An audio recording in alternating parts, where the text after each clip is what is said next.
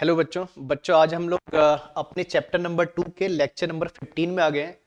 और आपको याद होगा बच्चों, लेक्चर नंबर 14 में हम कैपेसिटेंस पे बेस्ड न्यूमेरिकल कर रहे थे। तो आज थोड़े न्यूमेरिकल और डिस्कस करेंगे बच्चों। ठीक है, मैंने आपसे लास्ट लेक्चर में भी कहा था कि कैपेसिटेंस टॉपिक में बहुत से न्यूमेरिकल होते हैं बच्चों, बहुत अच्छे अच्छे न्यूमेरिकल है। और अगर मैंने आपसे कहा था कि कैपेसिटेंस के न्यूमेरिकल अच्छे से करोगे तो ये न्यूमेरिकल का कंसेप्ट आपको रेजिस्टेंस अगले चैप्टर के न्यूमेरिकल्स में भी हेल्प करेगा। तो आज कैपेसिटर के कुछ क्वेश्चन और हमने लिए हैं बच्चों। ठीक है, तो आज का हमारा पहला क्वेश्चन है।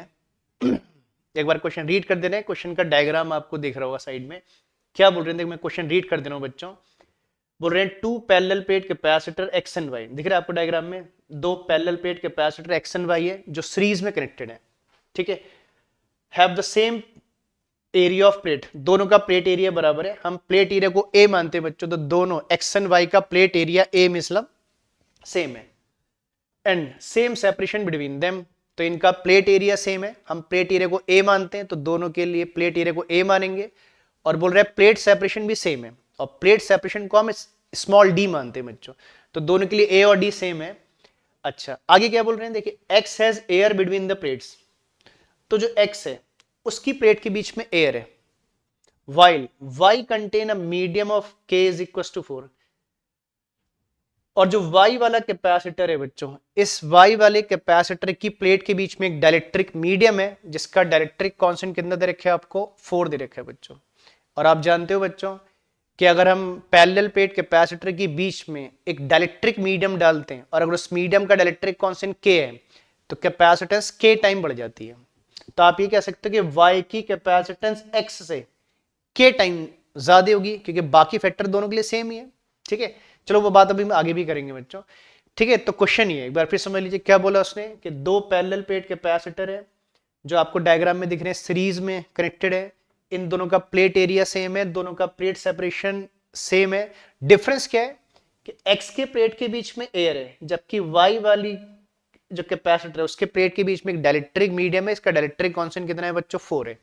अच्छा, आगे क्या बोल रहे हैं सुनिएगा। दो पार्ट दिख रहे हैं आपको क्वेश्चन में।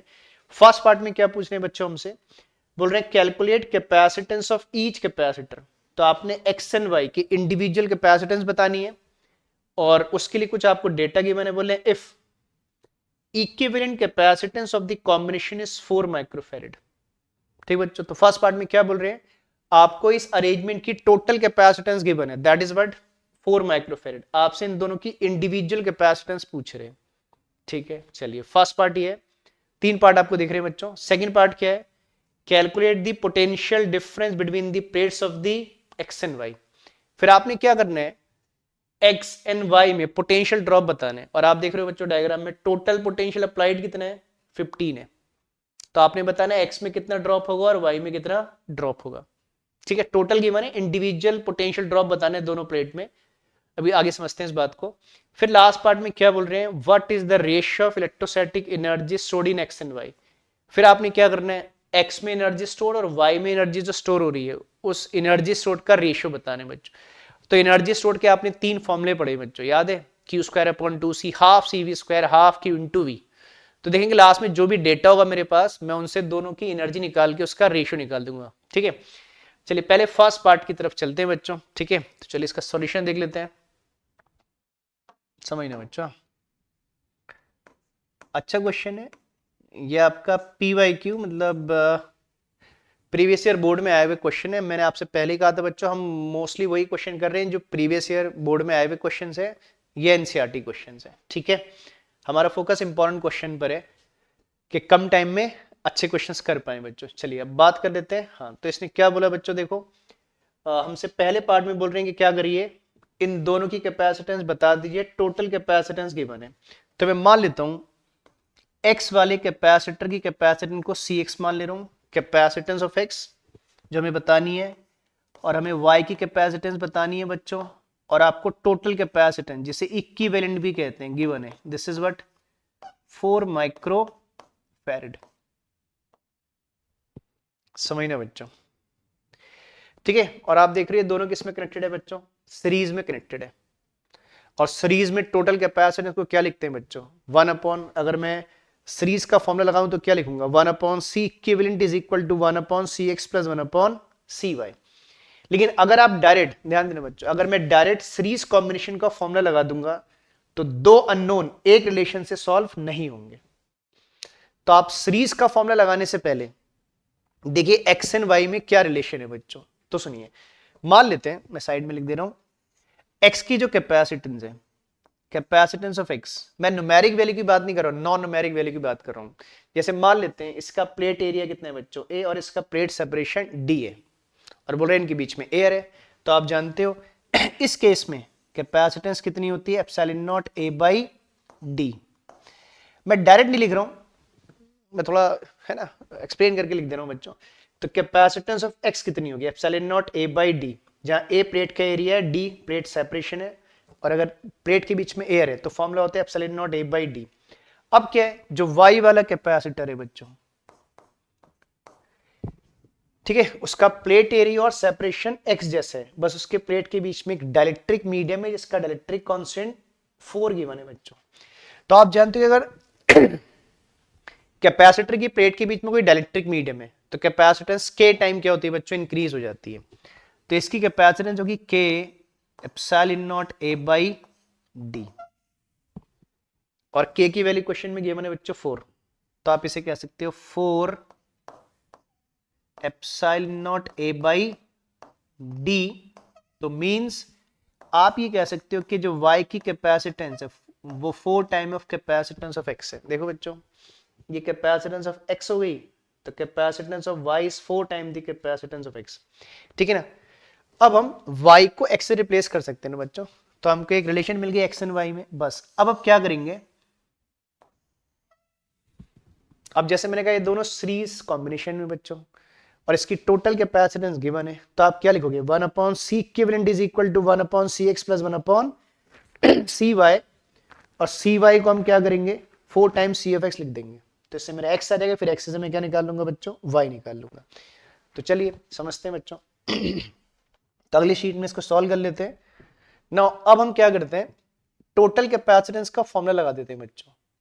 सीरीज में जानते हुए कैपेसिटेंस में कितना होता है, 1 upon C equivalent is equal to 1 upon Cx plus 1 upon Cy because the capacitor are connected in series। देखो C इक्विवेलेंट गिवन है बच्चों आपको 4 माइक्रोफैरेड। हम माइक्रो को ब्रेक नहीं कर रहे बच्चों, माइक्रो में रहने दे रहे हैं, आंसर भी माइक्रो में ले आएंगे। अच्छा, Cx को ऐसे ही रहने दीजिए, और देखो बच्चों C ऑफ y को आप क्या लिख दोगे, 4 टाइम्स C ऑफ x, ठीक है।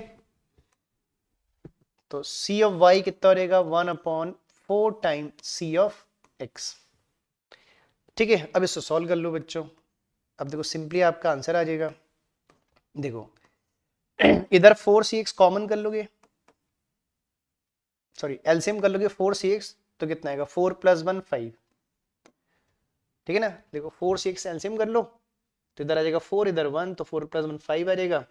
अब देखिए बच्चों 4 से 4 क्या हो जाएगा, कैंसिल आउट हो जाएगा, तो cx किसके बराबर आ जाएगा, 5 के बराबर आ जाएगा।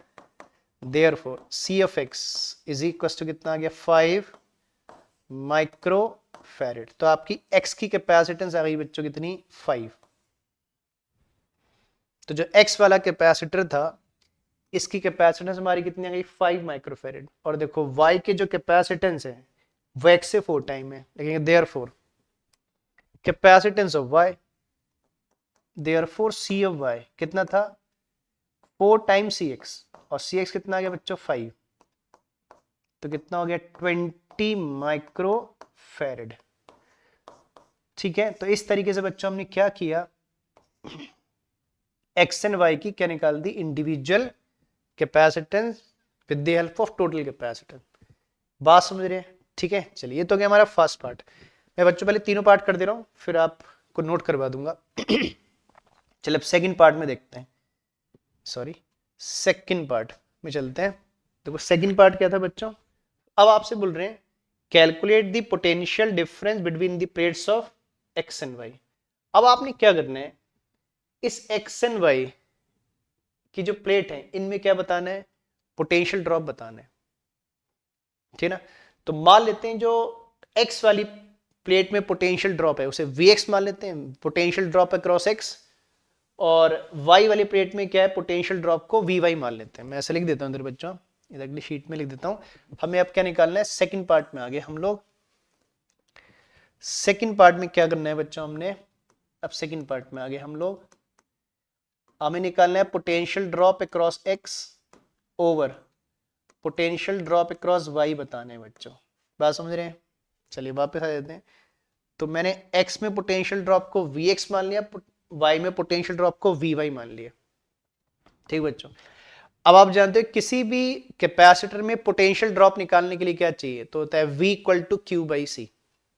जैसे मुझे x में पोटेंशियल ड्रॉप चाहिए तो मुझे इस x वाली प्लेट के क्रॉस क्या चाहिए बच्चों, चार्ज चाहिए।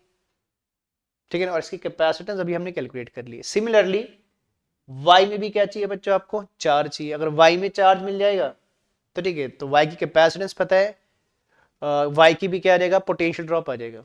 अच्छा, इन एक्स एंड वाई में चार्ज कहां से आ रहा है, चार्ज का सोर्स कौन है, बैटरी है। तो मान लेते हैं इस बैटरी से कितना चार्ज ड्रॉ हो रहा है, Q। तो देखो अगर इस बैटरी से Q चार्ज ड्रॉ हो रहा है तो इसमें भी चार्ज Q होगा बच्चों, और इसमें भी चार्ज क्या होगा, Q, क्योंकि सीरीज में चार्ज क्या होता है, इंडक्शन के थ्रू होता है, तो दोनों में चार्ज क्या होगा, सेम। ठीक है, मैंने क्या बोला, मान लेते हैं इस पूरे सर्किट में चार्ज कितना है, Q है, जो बैटरी से ड्रॉ हो रहा है ना। तो इसको भी, इस पे भी चार्ज Q होगा, इसमें भी चार्ज क्या होगा, Q, क्योंकि चार्ज कहीं डिवाइड नहीं हो रहा है बच्चों। तो दिस इज नोन एज, और जो चार्ज बैटरी से आ रहा है उसे बोलते हैं टोटल चार्ज। तो आप क्या करोगे बच्चों, पहले टोटल चार्ज निकाल लोगे, वही चार्ज x को मिल रहा है, वही चार्ज y को मिल रहा है, बस चार्ज की हेल्प से पोटेंशियल ड्रॉप आ जाएगा। अच्छा, टोटल चार्ज के लिए क्या चाहिए, तो Q is equal to C into V होता है बच्चों। आपको टोटल चार्ज के लिए चाहिए total applied potential, sorry total capacitance चाहिए, गिवन है क्वेश्चन में 4 माइक्रोफैरड अभी लिखा हमने, देखो बच्चों। और चाहिए टोटल अप्लाइड पोटेंशियल, वो भी गिवन है बच्चों कितना, 15। तो पहले आप टोटल पोटेंशियल और टोटल कैपेसिटेंस से टोटल चार्ज निकाल लोगे, और चार्ज के हेल्प से एक्स एंड वाई में क्या आ जाएगा बच्चों, पोटेंशियल ड्रॉप आ जाएगा। तो चलिए सबसे पहले काम क्या करना है हमारे, हमने निकालना है charge in the circuit is, ठीक है, charge in the circuit is, charge in the circuit is, इस पूरे सर्किट में जो चार्ज है, charge in the circuit is Q। इसे total charge in the circuit भी कह सकते हो, एक ही बात है, C इक्विवेलेंट इनटू क्या, V। तो total charge required, total capacitance into total applied potential. Check कर लो बच्चों, टोटल कैपेसिटेंस कितनी थी हमारी, देखो ये थी 4 माइक्रोफैरड, और पोटेंशियल कितना 15, तो कितना रहेगा 4 माइक्रोफैरड। इसको माइक्रो में रहने दीजिए, चार्ज को माइक्रो कूलाम में लिख देंगे बच्चों, इनटू कितना है 15, तो कितना आ गया 60 माइक्रो कूलाम। ठीक है ना, तो चार्ज आ गया आपका 60 माइक्रो कूलाम। यही चार्ज एक्स में और यही चार्ज किसमें, वाई में। लिखेंगे therefore potential drop across x कितना आ जाएगा, चार्ज अक्रॉस एक्स ओवर इस कैपेसिटेंस, दैट इज कितनी है, सी एक्स।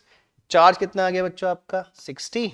ये देखो, ये एक बात सुनो, ये भी माइक्रो, ये भी माइक्रो, तो माइक्रो से माइक्रो कैंसिल होंगे, तो हम यूनिट नहीं लिख रहे हैं बच्चों, सीधे वैल्यू लिख रहे हैं।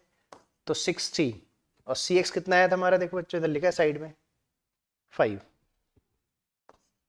ठीक है ना, तो कितना आ गया बच्चों, 12 वोल्ट आ गया। ठीक है, फिर ऐसे सिमिलरली चार्ज अक्रॉस वाई निकाल लेंगे, कितना आ जाएगा,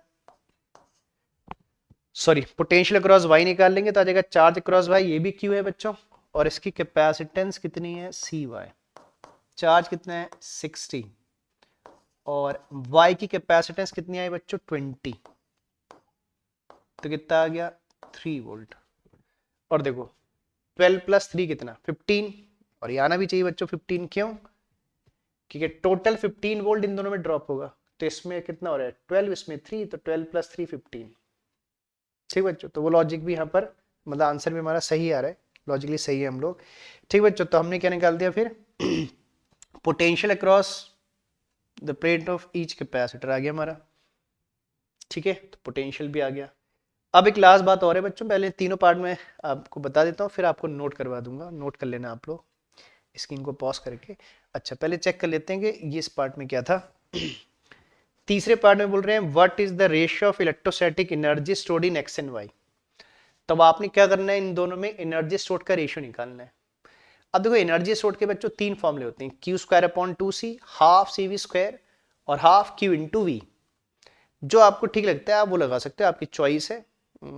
देखो लेकिन ज्यादा सूटेबल फॉर्मूला क्या है, देखो सीरीज में दोनों में क्या सेम है बच्चों, 4 सेम है। देखो आपके पास डेटा सब है, आप किसी भी फॉर्मूले का यूज करके रेशियो निकाल सकते हो। मैं इजी वाले की बात कर रहा हूँ, जैसे हमने कहा एक फॉर्मूला होता है हाफ क्यू इंटू वी, क्योंकि दोनों में 4 सेम है तो रेशियो में कॉमन चीज कैंसिल आउट हो जाएगी, तो मैं हाफ क्यू इंटू वी वाला फॉर्मूला लगा रहा हूँ बच्चों।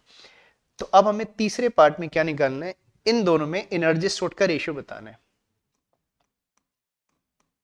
ये तो बोल रहे हैं energy in X over energy in Y, ठीक है, इसका रेशियो पूछ रहे हैं। तो मैं इसको सीधे रेशियो निकाल रहा हूं बच्चों, या तो आप अलग अलग निकाल के लास्ट में डिवाइड कर दो या एक ही बार में कर लो। तो हम फॉर्मूला लगा रहे हैं हाफ क्या होता है Q into V across X, half Q into V. Similarly नीचे half charge across Y, Q ही है, और voltage drop across Y, half Q into V formula होता है बच्चों। आप चेक करो थ्योरी में, half cancel Q cancel, Q दोनों में सेम है, तो क्या आ गया V X upon V Y, V X upon V Y. और देखो वी एक्स अभी निकाला आपने, देखो बच्चों वी एक्स कितना है 12 और वी वाई कितना है 3, तो कितना हो गया बच्चों 12 अपॉन 3, दैट मीन्स 4:1 का रेशियो आ गया, ठीक है। तो एक्स एंड वाई की एनर्जी सोर्ट का रेशियो आ गया बच्चों 4:1 का, ठीक है। मैं देखो जब आपने मेन था पहला पार्ट, देखो एक बार डेटा आ गया तो फिर आप उसी डेटा की हेल्प से आपने बाकी चीजें कैलकुलेट कर ली, ठीक है बच्चों। चलो अब मैं इसको नोट करवा देता हूँ आपको फर्स्ट पेज से, ये 4:1 है। कहाँ से क्वेश्चन स्टार्ट था हमारा, यहाँ से स्टार्ट था। तो स्क्रीन को पॉज करके बच्चों जल्दी जल्दी से इसको बाद में नोट डाउन कर लेना, इधर नोट डाउन करो।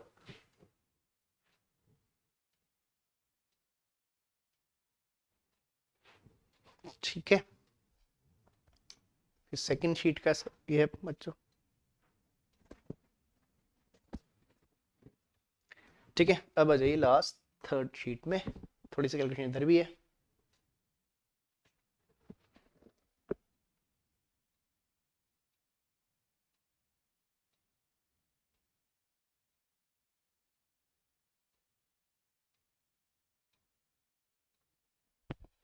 चलो बच्चों अब नेक्स्ट क्वेश्चन में चलते हैं। ये भी देखो डायलेक्ट्रिक पे बेस्ड क्वेश्चन है बच्चों, बाकी उससे पहले क्वेश्चन हम लोग कर चुके हैं, डायलेक्ट्रिक से पहले वाले जो क्वेश्चन है। क्वेश्चन एक बार डायग्राम को दिख रहा होगा, एक बार क्वेश्चन रीड कर लेते हैं, क्या बोल रहे हैं देखो। बोलते हैं शोन इन फिगर, डायग्राम दिख रहा है आपको, a dielectric of dielectric constant K is inserted in the half portion between the plates of a parallel plate capacitor. देखो मतलब हम लोग प्लेट को बच्चों ऐसे वर्टिकल बनाते हैं, यहाँ पर प्लेट को ऐसे हमने ऐसे हॉरिजॉन्टल बना लिया, ठीक है, मतलब प्लेट ऐसे, ठीक है। ऐसे दिखा दो ऐसे दिखा दो मैटर नहीं करता है, तो इसने क्या किया, दो पैरेलल ये प्लेट्स हैं बच्चों, जो येलो कलर से दिख रही होंगी आपको, और इस प्लेट को हमने क्या किया, एक हाफ में, हाफ पोर्शन में क्या डाल दिया, डायलेक्ट्रिक डाल दिया, इसका डायलेक्ट्रिक कांस्टेंट कितना है K है। तो इतने स्पेस में एयर है, इतने स्पेस में क्या है बच्चों, एक मीडियम जिसका डायलेक्ट्रिक कांस्टेंट K है, हाफ पोर्शन बोल रहे हैं, ठीक है। आपसे बोल रहे हैं if it's initial capacitance is C, मतलब मीडियम डालने से पहले इस अरेंजमेंट की कैपेसिटेंस C थी, तो बोल रहे हैं what is the new capacitance. तो मीडियम डालने से पहले कैपेसिटेंस C थी, तो मीडियम डालने के बाद कैपेसिटेंस कितनी हो गई बच्चों। तो ठीक है, समझना बच्चों, तो हम पहले मीडियम डालने से पहले कैपेसिटेंस लिखेंगे, फिर बाद में लिखेंगे, और बाद वाली कैपेसिटेंस को पुरानी वाली कैपेसिटेंस के टर्म में लिखेंगे बच्चों। तो आप सुनो बच्चों, इसका सॉल्यूशन समझ लेना बच्चों, क्या है देखो। एक बात आप लोग जानते हो बच्चों कि जब मीडियम नहीं था, मीडियम तो आपने बाद में डाला, तो इन प्लेट के बीच में क्या होगा, जैसे मैं ये चीज मान लेता हूँ, देखो जैसे इसने कुछ चीजें नहीं लिखी हैं, जैसे आप एक चीज लेट कर लोगे, प्लेट का एरिया कितना है A है, और आप प्लेट सेपरेशन को कितना मान लो बच्चों D मान लो, ठीक है। जो देखो डेटा क्वेश्चन में नहीं गिवन है और आपको रिक्वायर्ड है तो आप लेट कर लीजिए, बस ये कि जो डेटा आप मान रहे हो वो लास्ट में आना नहीं चाहिए, ठीक है। हमेशा क्वेश्चन में लास्ट में वही डेटा आना चाहिए जो क्वेश्चन में गिवन है, बाकी लेट आपकी जो भी रिक्वायरमेंट है आप करिए, है ना, अपनी रिक्वायरमेंट तो हम लोग यूज करेंगे बाद में। हाँ ये चीज एलिमिनेट करनी, तो मैंने प्लेट एरिया A मान लिया, प्लेट सेपरेशन D मान लिया, तो देखो इनिशियली जब मीडियम हमने नहीं डाला था तो इन दो प्लेट के बीच में एयर थी, और एयर वाले केस में आप कैपेसिटेंस जानते हो बच्चों, क्या लिखते हैं, epsilon not a upon D, जिसे इसने सी बोला है क्वेश्चन में। ठीक है, तो जो इनिशियल कैपेसिटेंस थी ना सी, कितना होगा बच्चों, epsilon not a by D, मतलब मीडियम डालने से पहले कैपेसिटेंस इतनी थी बच्चों। अब क्या किया हमने, इसके हाफ पोर्शन में क्या डाल दिया बच्चों, एक मीडियम डाल दिया। तो अब देखो इतने पोर्शन की कैपेसिटेंस अलग हो गई, इतने पोर्शन की कैपेसिटेंस क्या हो गई, अलग हो गई। जैसे मैं क्या करता हूं, इतने पोर्शन की कैपेसिटेंस को, ये जो पोर्शन है इसकी कैपेसिटेंस को जो C1 मान लेता हूं, और इतने पोर्शन की कैपेसिटेंस को C2 मान लेता हूं, ठीक है ना। इस हाफ की कैपेसिटेंस को C1, क्योंकि इधर एयर है उधर मीडियम है, और मीडियम के केस में कैपेसिटेंस अलग हो जाएगी। तो पहले क्या करते हैं, इन दोनों की इंडिविजुअल कैपेसिटेंस लिखते हैं और फिर टोटल निकालेंगे। टोटल के लिए चेक करना होगा कि सीरीज है कि पैरेलल है। तो सुनो बच्चों, तो अब मैं क्या कर रहा हूं पहले, ठीक है, नई कैपेसिटेंस के लिए पहले C1 C2 निकालेंगे, फिर नई कैपेसिटेंस निकालेंगे। नाउ C1, अब चेक करना बच्चों, C1 इतने हाफ की कैपेसिटेंस है, देखो इतने हाफ का एरिया कितना होगा, A/2। देखो पूरी प्लेट का एरिया कितना है बच्चों, A है, तो हाफ पोर्शन का एरिया हाफ होगा। तो सुनिए, तो कितना होगा, एप्सिलॉन नॉट A/2 ना बच्चों अपॉन डी। देखो सेपरेशन तो डी है, बस एरिया को आपने हाफ शेयर किया, ठीक है। तो 2 को नीचे ले आइएगा, कितना रहेगा, एप्सिलॉन नॉट A/2 डी। ये बात समझ रहे हो बच्चों, मैंने एरिया को हाफ कर दिया क्योंकि हाफ पोर्शन में एयर है और हाफ पोर्शन में क्या है आपका डाइलेक्ट्रिक मीडियम है। चलिए ये आ गया आपका C1, इतने पोर्शन की कैपेसिटेंस। अब इतने पोर्शन की कैपेसिटेंस, अब यहाँ आपने डाइलेक्ट्रिक मीडियम डाल दिया, इसका डाइलेक्ट्रिक कांस्टेंट K है, तो कैपेसिटेंस K टाइम K का फैक्टर ऐड हो जाएगा, तो आ जाएगा C2 is equal to K। और बाकी एरिया इसका भी बच्चों हाफ ही शेयर किया है इसने, बाकी सेपरेशन D है, सेपरेशन तो उतना ही है, बस एरिया इसका भी आधा है। तो यहां पर भी क्या होगा बच्चों, 2 को नीचे ले आइएगा, तो आ जाएगा K epsilon not A by कितना 2D। समझ रहे बच्चों, तो आपने पहले C1 C2 कैलकुलेट कर लिया, ठीक है। चलिए इंडिविजुअल कैपेसिटेंस तो आ गई हमारी C1 C2, लेकिन हमें तो टोटल कैपेसिटेंस चाहिए बच्चों। अब आपने चेक करने की सीरीज कॉम्बिनेशन है कि ये पैरेलल कॉम्बिनेशन है। ऐसा कॉम्बिनेशन सीरीज होता है कि पैरेलल होता है, ठीक बच्चों। तो आपको याद है सीरीज एंड पैरेलल की क्या कंडीशन होती है बच्चों, अगर दो कैपेसिटर में पॉजिटिव प्लेट पॉजिटिव से कनेक्टेड और नेगेटिव प्लेट नेगेटिव से कनेक्टेड हो तो पैरेलल कॉम्बिनेशन। अगर पॉजिटिव नेगेटिव नेगेटिव पॉजिटिव पर हो तो क्या होता है, पैरेलल कॉम्बिनेशन। जैसे मान लीजिए, देखो इसने प्लस माइनस बोला नहीं है बच्चों, जैसे मान लेते हैं हमने इसको एक बैटरी से कनेक्ट कर दिया चार्ज करने के लिए, मान लो इसको हमने पॉजिटिव पे कर दिया बच्चों, इसको नेगेटिव पे कर दिया, तो ये वाली जो प्लेट है पॉजिटिव पोटेंशियल पे आ जाएगी, ये वाली प्लेट किस पे आ जाएगी, नेगेटिव पर। तो देखो इस हाफ का पोटेंशियल भी प्लस होगा और इस हाफ का पोटेंशियल भी, पूरी प्लेट पॉजिटिव होगी, और इसका पोटेंशियल नेगेटिव और इसका पोटेंशियल भी क्या होगा, नेगेटिव। मैंने कहा देखो मैंने इसको प्लस मान लिया, इसको माइनस मान लिया, तो ऊपर वाली हाफ ऊपर वाली प्लेट पॉजिटिव पोटेंशियल पे, नीचे वाली प्लेट क्या होगी, ठीक बच्चों, नेगेटिव पोटेंशियल पे आ गई। तो देखिए पॉजिटिव वाला पोर्शन पॉजिटिव से कनेक्टेड, नेगेटिव वाला पोर्शन नेगेटिव से कनेक्टेड। मतलब इसको आप ऐसे भी कह सकते हो, ये कुछ ऐसा हो गया बच्चों, मतलब आप इसको ऐसा कह सकते हो, ये ऐसे हो गया, ऐसे कह सकते हो ना, प्लस प्लस माइनस माइनस, बस यहाँ पर एक मीडियम डला है ना। किसी और कलर से कर देते हैं, बस के अंदर क्या है बच्चों, आपने एक मीडियम डाला है इन वाली प्लेट के बीच में और उसमें मीडियम नहीं है, कुछ ऐसा कह सकते हो। तो ये इस तरीके से अरेंजमेंट हो गया, that means they are in parallel. और पैरेलल में कैपेसिटेंस जानते हो बच्चों कितनी होती है, तो हम इन दोनों को क्या कर देंगे, ऐड कर देंगे।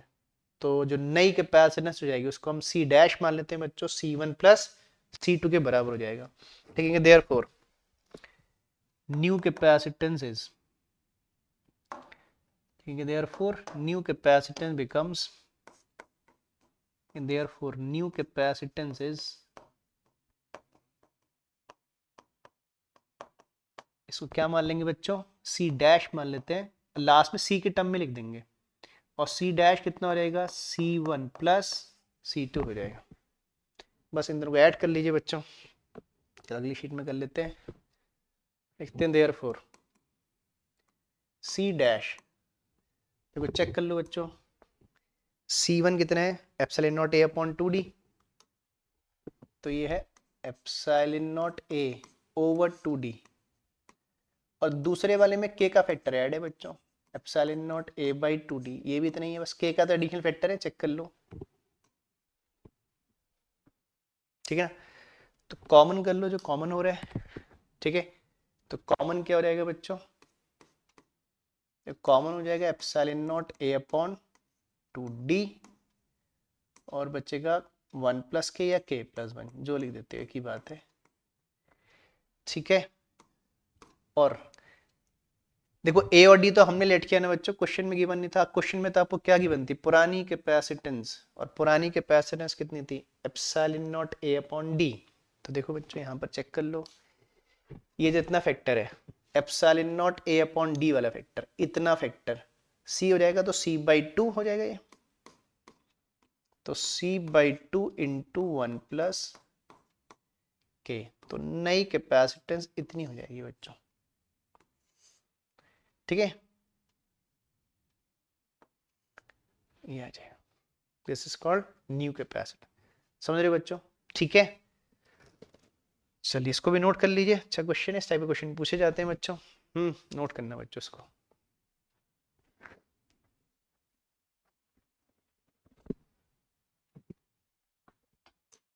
सेकंड शीट नोट कर लीजिए।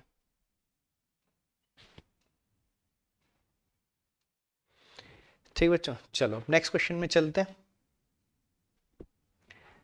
हाँ देखो, ये बहुत अच्छा क्वेश्चन है बच्चों, ये जेई में आया हुआ क्वेश्चन भी है, जेई नीट ऑब्जेक्टिव में मिलेगा, और ये आपका बोर्ड में आया हुआ क्वेश्चन भी है, 2017 या 18 के पेपर में आया हुआ क्वेश्चन है, अच्छा क्वेश्चन है, इसमें एक अच्छा कंसेप्ट है।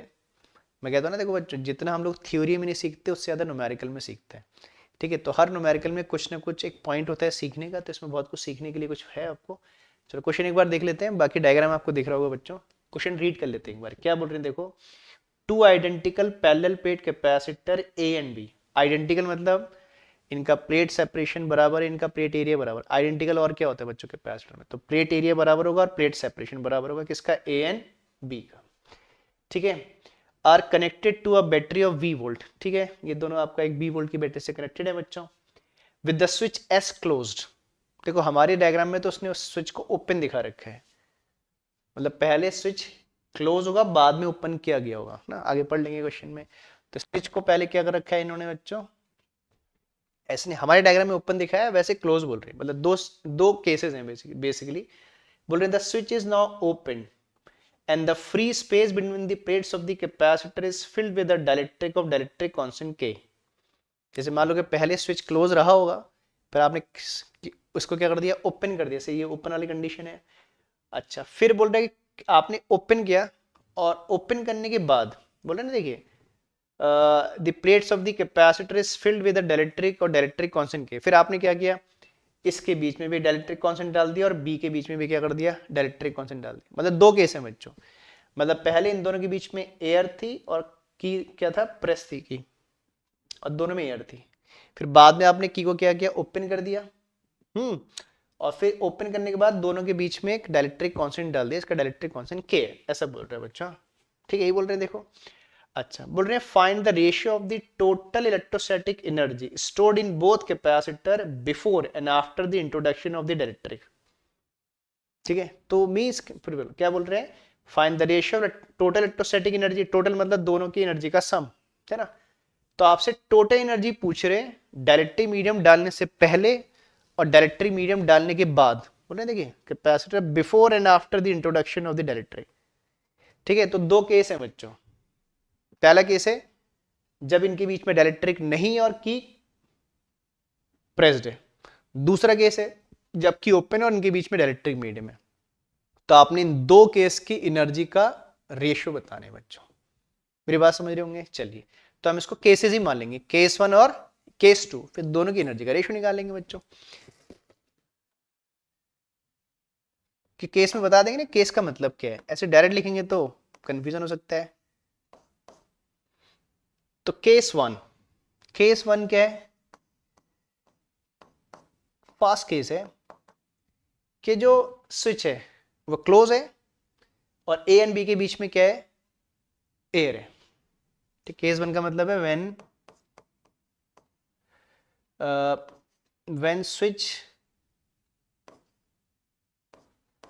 द स्विच, दो बातें हैं, when the switch S is close and there is air between the plates of A and B, between the plates of A and B। बात समझ रहे हैं बच्चों? ठीक है, तो केस वन को मैंने ऐसे लिख दिया कि when the switch S is closed and there is air between the plates of A and B। चलिए ठीक है, और देखो आपसे टोटल एनर्जी पूछ रहा है बच्चों, तो एनर्जी तो स्केलर क्वांटिटी है, ए की एनर्जी प्लस बी की energy give the total energy. तो टोटल एनर्जी बिफोर, ठीक है ना, तो इसे यू बिफोर लिख दे रहा हूं, देयरफॉर एनर्जी बिफोर कितना होगा, एनर्जी ऑफ ए प्लस क्या बच्चों, एनर्जी ऑफ बी। ठीक है ना बच्चों, ये तो होगा यू बी का मतलब एनर्जी बिफोर, इसे बोला ना बिफोर एंड आफ्टर, तो मैंने बिफोर बोल दिया, या कि एनर्जी इन केस वन बोल लो, इसकी बात है, चलिए बिफोर आफ्टर बोल देते हैं। अब ए की एनर्जी कितनी होगी बच्चों, है ना, हम एक ही कैपेसिटेंस को कुछ मान लेते हैं, सी मान लेते हैं, बोला ना देखो दोनों कैपेसिटर एक जैसे हैं, तो मान लेते हैं कि इसकी कैपेसिटेंस भी कितनी थी, सी है, उसकी कैपेसिटेंस भी सी है बच्चों, है ना, दी नहीं है, मान लो अब इक्विवेलेंट बोल रहे हैं तो एक जैसी होगी। तो देखो दोनों की कैपेसिटेंस भी बराबर बच्चों, इसकी कैपेसिटेंस भी सी मान लेते हैं, इसकी कैपेसिटेंस भी सी मान लेते हैं, और दोनों में अप्लाइड पोटेंशियल भी क्या है, सेम ही है। देखो ए और बी के प्लेट के बीच में भी पोटेंशियल डिफरेंस भी है, और बी के जो टर्मिनल है ये भी बैटरी से कनेक्टेड है, देखो बच्चों, तो दोनों का पोटेंशियल भी सेम है। तो एक ही एनर्जी कितनी बच्चों, इसके लिए फॉर्मूला लगा देते हैं हाफ सी वी स्क्वायर, तो एक ही energy half C V square, और ए और बी एक जैसे हैं, दोनों की कैपेसिटेंस भी बराबर, दोनों पे अप्लाइड पोटेंशियल भी सेम है, तो half C V square plus half C V square कितना हो गया बच्चों, C V square, half of one हो गया ना, तो आ गया एनर्जी बिफोर कितनी आ गई बच्चों, सी वी स्क्वायर। बात समझ रहे, this is called energy before, case one. Main है बच्चों केस टू। अब केस टू में क्या है, इसको प्रेस कर दिया गया है बच्चों, और इनके बीच में क्या डाल दिया गया है, एक मीडियम डाल दिया गया है, और जो मीडियम डाल रहे हैं उसका डायरेक्ट्रिक कांस्टेंट बोला है कहीं, के बोला है बच्चों, ये है देखो यहाँ पर बोला है कि डायरेक्ट्रिक कांस्टेंट कितना है, के है। ठीक है, चलो फिर अब के सेकंड में आ जाते हैं, के सेकंड अब आगे हम के second, second case. Second case का मतलब मैं लिख देता हूँ बच्चों, सेकंड केस का क्या मतलब है, सेकंड केस का मतलब है व्हेन, पूरा दोबारा से लिख देते हैं बच्चों,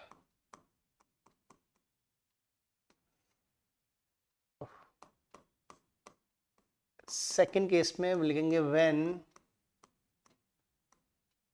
S is open, जब हमने S को ओपन कर दिया, and the space between the plates of A and B, and the space between the plates A and B, between the plates of A and B is filled with the dielectric, is filled with a dielectric of K is equals to कितना, नहीं K ही बोल रखे है, dielectric of dielectric constant के, मैंने चलो पूरा ही लिख दिया बच्चा, डायलेक्ट्रिक और डायलेक्ट्रिक कांस्टेंट के।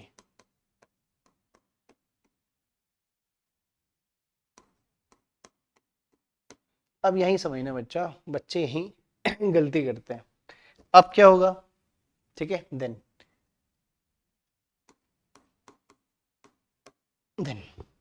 इसे बोलने की एनर्जी आफ्टर, कौन सी एनर्जी बच्चों, आफ्टर इंट्रोडक्शन, तो एनर्जी आफ्टर,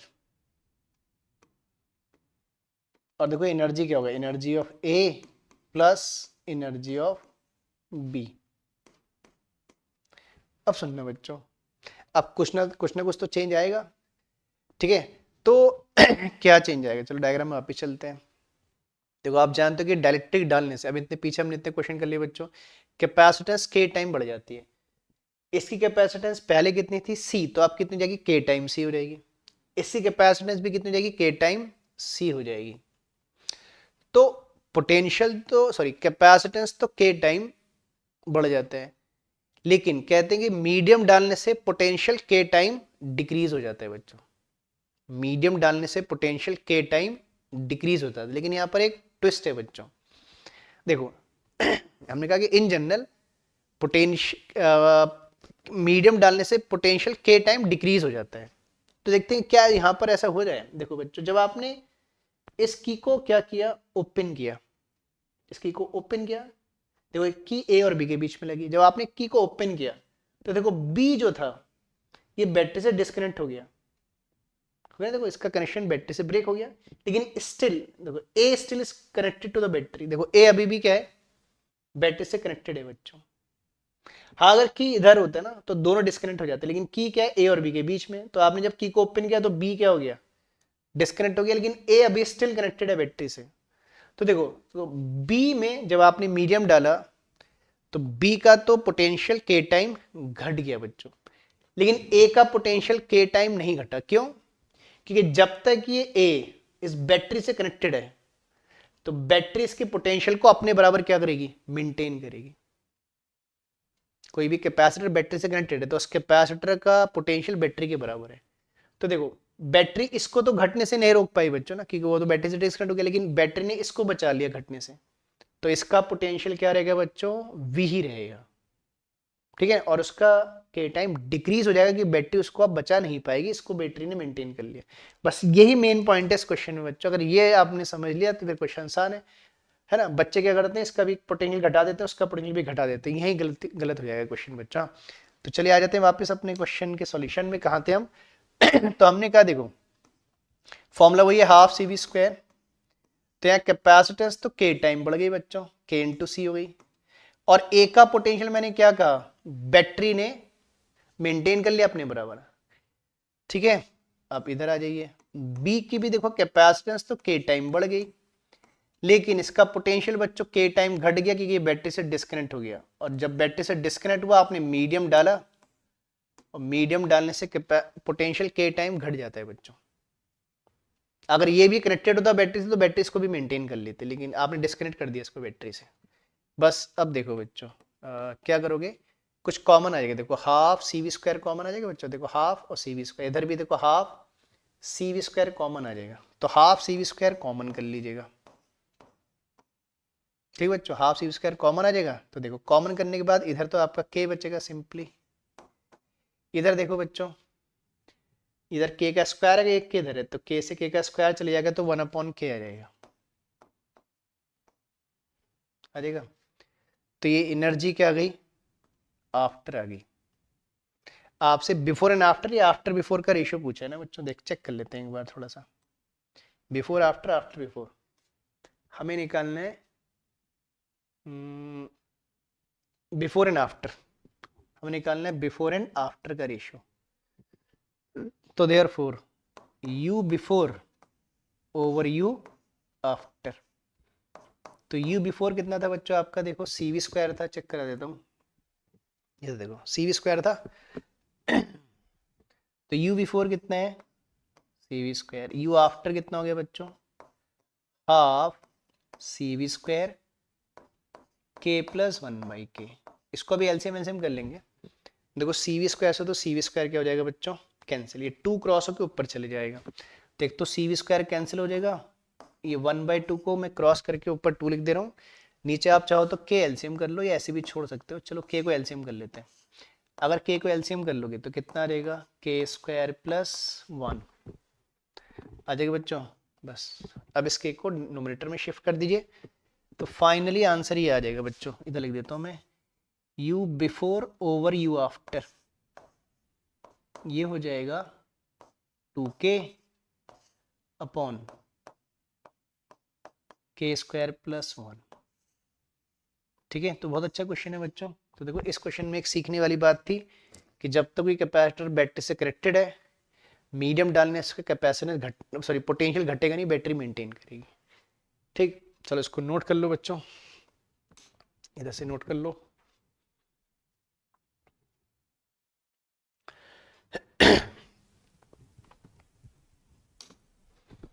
इसको भी नोट कर लो बच्चों।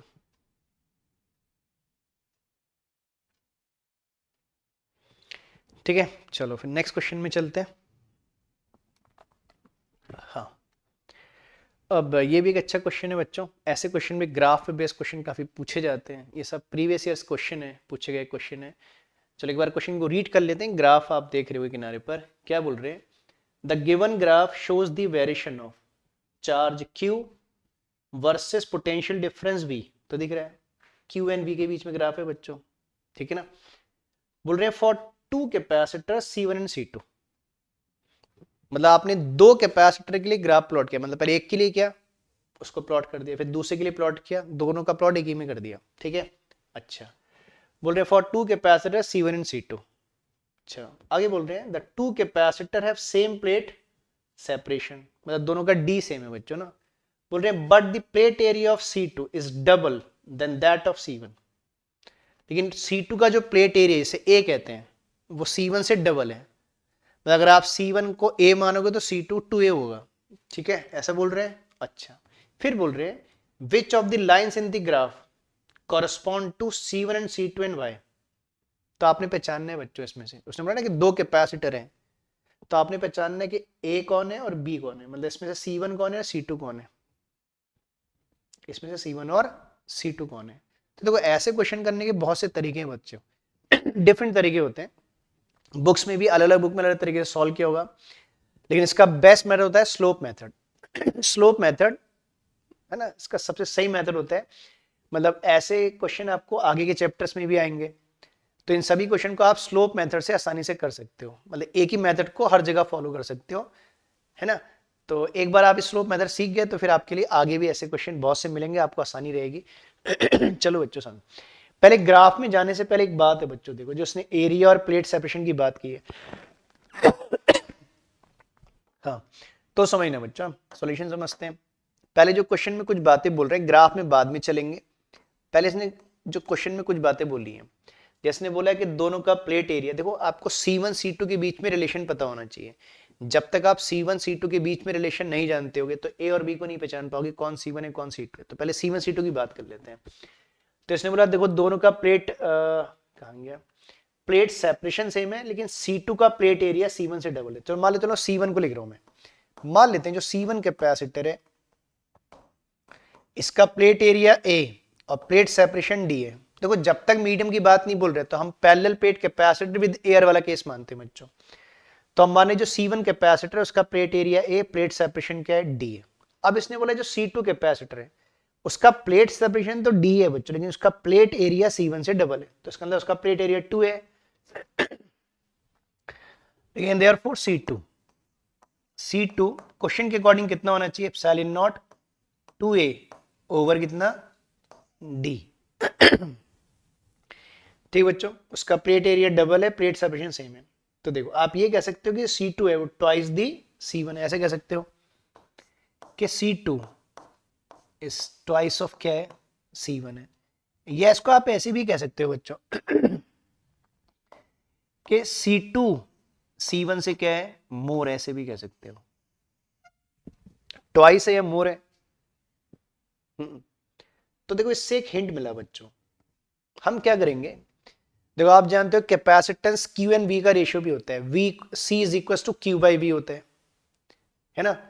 तो हम क्या करेंगे, अब इस ग्राफ के हेल्प से कैपेसिटेंस निकालेंगे, A की कैपेसिटेंस निकालेंगे और B की कैपेसिटेंस निकालेंगे, जिसकी कैपेसिटेंस मोर आएगी वो C2 होगा, और A और B में जिसकी कैपेसिटेंस कम होगी वो कौन होगा, C1 होगा। बात समझे, फिर मैंने क्या बोला, हम इस ग्राफ के हेल्प से कैपेसिटेंस, देखो Q और V के रेशियो से भी कैपेसिटेंस आता है बच्चों, हम इस ग्राफ के हेल्प से कैपेसिटेंस निकालेंगे, जिसकी कैपेसिटेंस मोर आएगी A और B में वो C2 होगा, और जिसकी कैपेसिटेंस लेस आएगी वो कौन होगा बच्चों, C1 होगा। बात समझ रही मेरी, चलिए अब ग्राफ से कैपेसिटेंस कैसे निकालेंगे, तो मैंने अभी क्या बोला कि कैपेसिटेंस क्यू एंड वी का क्या होता है, रेशियो होता है, C is equal to Q by V. अगर मैं क्या करूं बच्चों, इस ग्राफ का स्लोप निकाल लूं, तो स्लोप हमेशा किसका रेशियो होता है, पर स्लोप होता है टेन थीटा, और टेन थीटा क्या होता है, परपेंडिकुलर अपॉन बेस का रेशियो। तो एक काम करते हैं बच्चों इस क्वेश्चन में, है ना, अब ग्राफ में जाते हैं, मैं स्लोप निकाल रहा हूं, और स्लोप जानते हो बच्चों, कोई भी लाइन, है ना, स्लोप क्या होता है, कोई भी लाइन हॉरिजॉन्टल से पॉजिटिव साइन में जितने एंगल बनाते हैं उस एंगल को उस लाइन का स्लोप कहते हैं। तो एक काम करते हैं बच्चों, इसमें क्या कर लेते हैं, ये जो ए वाली लाइन है, मान लेते हैं ये ए वाली लाइन है, हॉरिजॉन्टल से कितना एंगल बना रही है, थीटा वन बना रही है, और मान लो बी वाली लाइन हॉरिजॉन्टल से कितना एंगल बना रही है, थीटा टू बना रही है। एक काम करते हैं बच्चों ना, इस क्वेश्चन में नहीं करते, फिर आपको नहीं, जब नोट करोगे तो पता लगेगा कि क्वेश्चन क्या था और हमने क्या किया था, है ना। काम करते हैं इसको, चलो इसी में कर लेते हैं, वो तो आप कर ही लोगे बच्चों ना, कर लेते हैं इसी में कर लेते हैं। मान लेते हैं कि ए वाला ग्राफ थीटा वन एंगल बना रहे हैं, भाई वीडियो आप तो फिर दोबारा दोबारा देख के चेक कर सकते हो ना। और मान लीजिए बी कितना एंगल बना रहे हैं बच्चों, थीटा टू एंगल बना रहे हैं, ठीक है ना। ए वाला ग्राफ है वो हॉरिजॉन्टल से थीटा वन एंगल बना रहे हैं, और बी वाला ग्राफ हॉरिजॉन्टल से कितना एंगल बना रहे हैं बच्चों, थीटा टू एंगल बना रहे हैं, ठीक है ना। और स्लोप क्या होता है, ten of these angle give the slope of दो दीज कर्व। और स्लोप क्या देगा बच्चों, क्यू और वी का रेशियो, और क्यू बाई वी का रेशियो कैपेसिटेंस होती है। चलिए मैं उसके लिए ट्रायंगल बना लेता हूं बच्चों, क्योंकि मैं स्लोप का मतलब टेन थीटा होता है। तो टेन थीटा के लिए मैं क्या करता हूं, एक ट्रायंगल बना लेता हूं, ठीक है ना। एक परपेंडिकुलर ड्रॉ कर लेता हूं यहां से, एक परपेंडिकुलर यहां से भी ड्रॉ कर लेता हूं,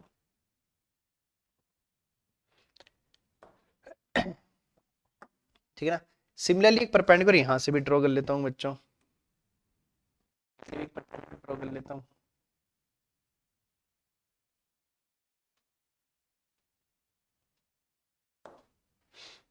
हम्म,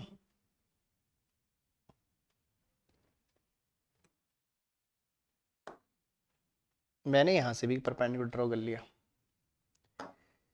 ठीक है बच्चों, समझ रहे हैं।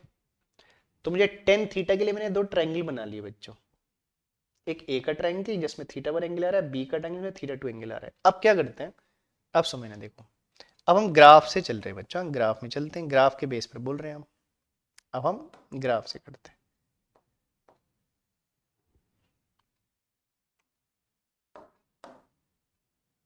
अब हम ग्राफ से देखते हैं, अगर हम ग्राफ में जाएं, बोलेंगे फ्रॉम ग्राफ, अगर हम ग्राफ को देखें बच्चों,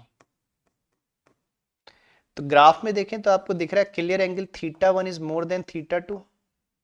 देखो बच्चों, आप थीटा वन थीटा टू जिसको मान लो वो आपकी चॉइस है। तो ग्राफ में दिख रहा है कि theta one is more then theta two.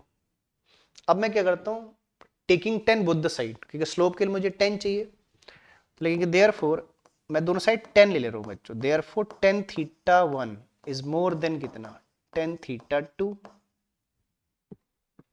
Taking tan both the side because slope is the tan, slope का मतलब टेन। अच्छा टेन थीटा वन किस ट्रायंगल में आ रहा है बच्चों, ए ट्रायंगल में आ रहा है देखो। और टेन थीटा क्या होता है, परपेंडिकुलर ओवर बेस, परपेंडिकुलर में क्या आएगा बच्चों, क्यू, और बेस में क्या आएगा, वी आएगा ना, देखो क्यू और वी का रेशियो आएगा। तो टेन थीटा वन क्या दे रहा है आपको बच्चों, क्यू बाई वी का रेशियो देगा, किसके लिए, थीटा वन किसके लिए, ए के लिए, ए मोर देन।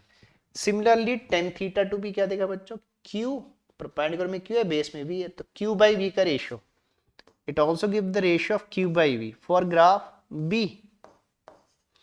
ये बी वाले ग्राफ के लिए देखो, बी वाले के लिए आ रहा है थीटा टू, और क्यू बाई वी सी होता है बच्चों कैपेसिटेंस होती है ना, तो capacitance of A Q by V हो गया, capacitance of A is more than the capacitance of B. ठीक है बच्चों, बस ठीक हो गया। अब कंपेयर कर लो बच्चों इन दोनों को, हमने क्या बोला था देखो, ठीक है। तो जिसकी कैपेसिटेंस मोर है, किसकी कैपेसिटेंस मोर है, ए की, और यहाँ कैपेसिटेंस किसकी मोर थी, सी टू की, तो इसका मतलब सी टू ए है, मतलब ए वाला जो ग्राफ है वो सी टू को रिप्रेजेंट कर रहा है, बी वाला ग्राफ किसको रिप्रेजेंट कर रहा है, सी वन को रिप्रेजेंट कर रहा है, लिखेंगे देयर फोर, है ना, देयर फोर कंक्लूजन लिख देते हैं, देयर फोर ए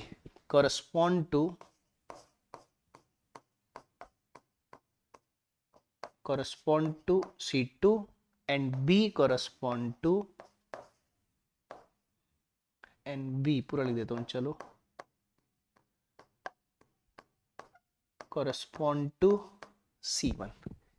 बात समझ रहे बच्चों, बहुत अच्छा क्वेश्चन है, क्वेश्चन बहुत पूछे जाते हैं बोर्ड में। ठीक है, तो पहले आपने C1 C2 को रिलेट किया अकॉर्डिंग टू डेटा, पता करा कि C2 C1 से मोर था, फिर हमने इस ग्राफ से पता कर लिया कि कौन मोर है, तो ए की कैपेसिटेंस बी से मोर थी, तो फिर क्या कहते देखो मोर वाला ए के बराबर हो गया और लेस वाला बी के बराबर हो गया। तो ए वाला ग्राफ है ना, C2 और बी वाला ग्राफ C1 को क्या कर रहा है बच्चों, रिप्रेजेंट कर रहा है। ठीक है, ठीक है। और मैं आपसे बार बार बोलता हूँ बच्चों के अगर कोई डाउट हो गए तो डाउट को आप लोग ठीक है हम तक कन्वे किया करो। चलो इसको नोट करो बच्चों, है ना, इसी शीट में हो गया पूरा क्वेश्चन।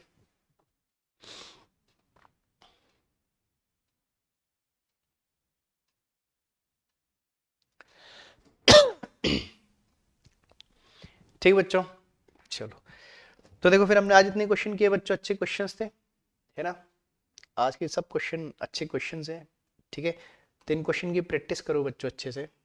ठीक है, तो इतने क्वेश्चन किए जा आज हमने ना, तो लेक्चर 15 में हमने आज कैपेसिटी ने कुछ और क्वेश्चन किए। अब हम सोच रहे हैं बच्चों कि एक इसका लेक्चर और कर लेते हैं, लेक्चर नंबर 16 में जो कुछ रिमेनिंग टॉपिक कुछ क्वेश्चन और है बच्चों, जैसे कुछ कंसेप्चुअल टाइप क्वेश्चन होते हैं, है ना, हम थोड़े पोटेंशियल और कुछ कैपेसिटेंस के कुछ और अच्छे कंसेप्चुअल क्वेश्चन जो बोर्ड वगैरह में पूछे जाते हैं या ऑब्जेक्टिव में पूछे जाते हैं, उन क्वेश्चन को 2-3 क्वेश्चन को और डिस्कस करना चाह रहे हैं। ठीक है, तो क्वेश्चन थोड़े एक आध बड़े क्वेश्चंस भी हैं।